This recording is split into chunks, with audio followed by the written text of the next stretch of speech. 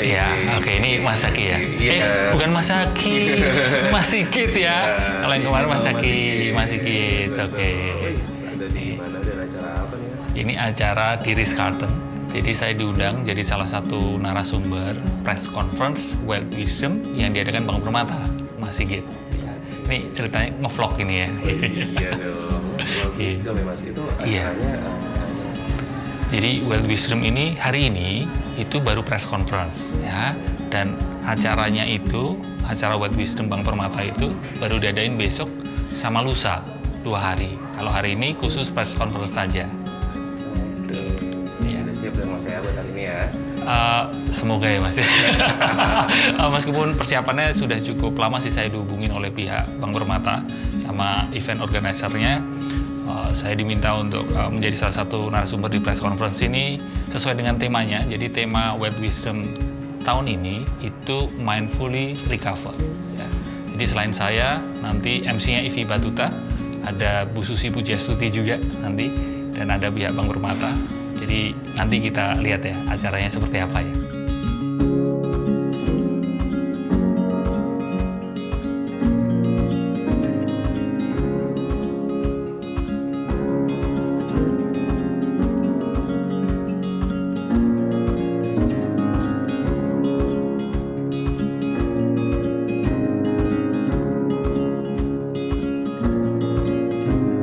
Apa kabar di siang ini?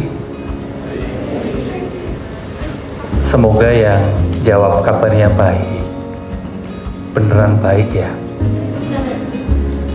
Karena betapa sering kita bilang kalau kabar kita baik, tapi bisa jadi di dalam diri kita itu nggak beneran baik. Kelihatannya tampaknya tegar, tapi di dalam ambiar. Pejamkan matamu, duduk diam, terpejam, hening, istirahat,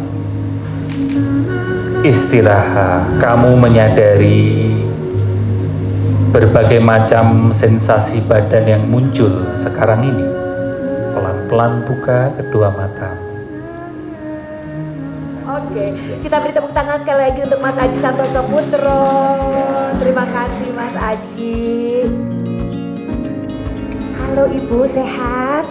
Alhamdulillah sehat, cuma lututnya kurang sehat saja. Iya Ibu. Ya saya sering olahraga, jadi back muscle-nya kuat, dia masuk sendiri. Hanya dia menarik sekali ya, Mas Aji. Apakah ini yang bayangkan kan, with great power comes greater responsibility ya, maksudnya dengan posisi ibu, dengan tanggung jawab ibu sebagai pimpinan perusahaan, sebagai founder, sebagai direksi gitu kan, pasti repot sekali ngurus hal-hal yang tidak berjalan sesuai dengan kenyataan, yaitu bisnis yang tadi ada zero income. Tapi nggak stres tuh ibu gitu. Apakah ini yang disebut mindful, Mas Aji? Iya, saya selarasi dengan Ibu Susi ya. Jadi sebenarnya kalau bicara tentang gimana caranya kita bisa berdamai dengan stres atau mengolah stres, ada 4 skill dasar. Yang pertama adalah, karena saya backgroundnya adalah praktisi mindfulness ya. Jadi bicara soal kesadaran, pertama itu kesadaran berolahraga, kesadaran bergerak. Seperti tadi Bu Susi, ya kalau stres ya langsung main pedal aja gitu, ya kan?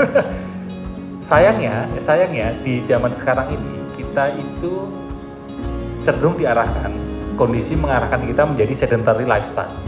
Ya. Dalam satu hari berapa jam kita duduk, ya. Berapa jam kita rebahan. Tapi sekarang ini memang teknologi yang memudahkan untuk itu gitu ya. Tinggal klik, makanan datang, klik, kita bisa terkoneksi. Sehingga skill pertama itu adalah kesadaran berolahraga. Ya. Yang kedua, kesadaran untuk mengistirahatkan pikiran. Sehingga 2 poin ini sebenarnya menggambarkan kalau kita mau tidak sehat mental, itu malah tubuh sering diam, pikiran dibiarkan melayang-layang, wandering. Oleh karena itu, untuk sehat mental, antitesanya teman-teman, gerakkan tubuhmu. Yang kedua adalah latih pikiran untuk beristirahat, ya, yaitu dengan duduk diam, pejamkan mata, sadari pikiran yang mengembara itu disadari saja sehingga dirimu tidak hanyut terseret. Ya. Ketiga, ini juga relate dengan Ibu Susi tadi, yaitu adalah kesadaran untuk belajar. Tadi sempat juga ngobrol sekilas dengan Ibu Susi, sebisa mungkin kita manusia itu tidak kejebak dalam satu hal. Jadi kita perlu membuka diri untuk melakukan banyak eksperimen gitu, ya, sehingga kita tidak terkunci dalam satu hal sempit. Jadi sekali lagi, yang ketiga skillnya adalah kesadaran belajar. Apalagi sekarang ini mungkin kan banyak orang yang merasa benar sendiri, merasa lebih ke individualis ya. Sehingga kesadaran belajar itu penting sekali untuk kesehatan mental. Dan yang keempat, terakhir, kesadaran untuk terkoneksi. Ya. Terkoneksi ini bisa dengan berkarya, dengan menulis, dengan bersosial media, membagikan hal-hal yang bermanfaat. Karena tentu saja masa pandemi ya akan menuntut kita untuk terisolasi, menjadi satu hal penting di masa pandemi dan di abad sekarang ini. Kalau di bidang psikologi, karena latar belakang saya pendidikan psikologi, ya, akademi saya psikologi, yang perlu kita waspadai adalah pandemi kesepian. Banyak orang sekarang ini mengalami kesepian. Sehingga relate dengan skill keempat, skill dasar untuk sehat mental, kita perlu terkoneksi tentu dengan berempati ya. Jadi bukan terkoneksi untuk marah-marah, terkoneksi untuk emosi, enggak, tapi terkoneksi dengan berempati. Banyak hal yang kita kira healing sebenarnya itu escaping ya. Pertama tadi ya, kayak mengalihkan diri kan, dengan makan, dengan belanja, dengan jalan-jalan. Ada juga yang kita kira healing tapi itu sebenarnya bukan healing, yaitu dengan melampiaskan, meluapkan. Ya. Marah, udahlah lampiasin aja, bahkan ada anger room kan, ya, kalau nggak salah ya. Itu sebenarnya malah mengamplifikasi kemarahan itu. Ya mungkin waktu itu akan plong, tapi si marah ini akan merasa terlalu diperhatikan, istilahnya seperti itu, sehingga dia akan terbiasa untuk muncul lagi. Ada juga yang mensupres emosinya. Jadi marah, sedih, kecewa, selalu smiley face terus ya. Senyumnya senyum SOP terus ya. Pokoknya segala sesuatu baik aja. Itu juga bukan healing. Dan jenis keempat yang kita kira healing padahal bukan healing itu adalah reframing. Ketika mengalami kegagalan lalu kita berusaha menyemati ya, atau menenangkan hati dengan gagal adalah sukses yang tertunda. Sounds familiar teman-teman ya, seperti itu ya. Ya mungkin kita di awal kita agak tipis-tipis lah denialnya ya. Tapi kalau kita berlebihan itu akan jadi escaping juga gitu. Sehingga kalau saya sebagai orang yang belajar berlatih mindfulness, ya healingnya adalah dengan luangkan waktu untuk duduk diam, pejamkan mata, temui perasaan, pikiran yang memang sedang muncul itu. Apapun itu temui. Satu itu, dan yang kedua terakhir, beranikan diri, jangan malu untuk ke profesional. Ya, ke psikolog, psikiater itu bukan aib, bukan hal yang memalukan. Ya. Itu kayak kita kalau mungkin cek finansial atau mungkin cek lab kesehatan fisik ya. Demikian juga ke profesional, ke psikolog, psikiater itu juga semacam itu, kita ngecek kesehatan mental kita.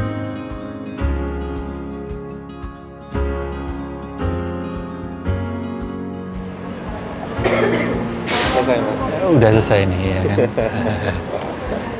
Gimana tadi dirimu mengikuti tadi dari awal sampai akhir? Mengikuti Ya kan? sekali. Gimana tadi apa namanya? Ada sesi meditasinya ya ternyata tadi ya. Iya. 15 menit. Cukup. Iya, itu morning. Ya. Latihan ini sih. Latihan istirahat. Latihan istirahat. Mengenal diri sendiri. Gimana? Mengenal diri sendiri. Iya, mengenal diri sendiri. Ya. Ini apa namanya? Kan di tengah kesibukan kan. Iya. Kesibukan yang kita buka handphone, distraksi gitu ya, kita perlu ngeluangin waktu untuk diam, untuk istirahat, untuk mengenal diri sendiri itu tadi ya. Iya.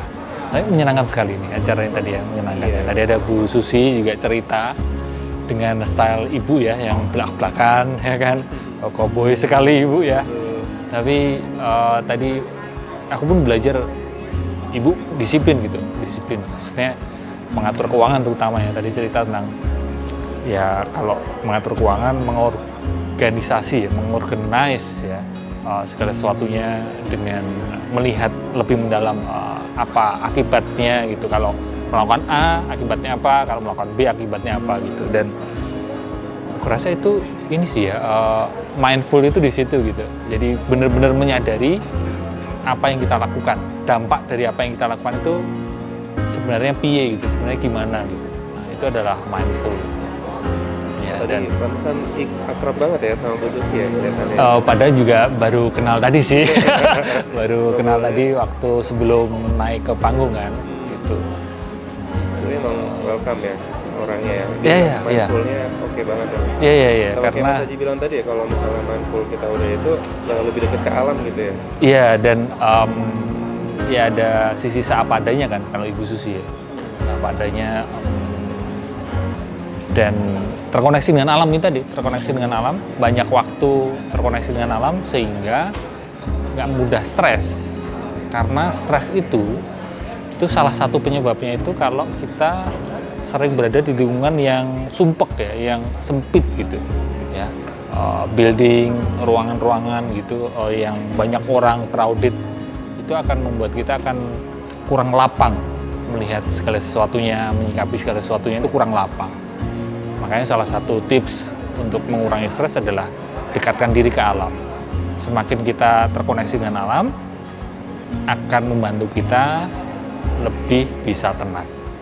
Gitu Mas Sigit. Oke, mantap. Aku juga jadi banyak belajar nih Mas. Iya, sama-sama. Dan juga mungkin jadi bingung juga ya dengan apa yang aku sampaikan. Tapi bingung adalah awal dari pembelajaran. Katanya gitu sih. Kalau bingung kan jadi cari tahu ya Mas. Iya, oke. Jadi untuk kali ini, vlog kali ini aku rasa cukup sekian karena ini acaranya udah selesai ya. Acaranya udah selesai. Nah, terima kasih buat teman-teman yang udah nonton. Dan semoga lewat vlog ini kita bisa belajar bersama untuk menerima kenyataan seadanya ya.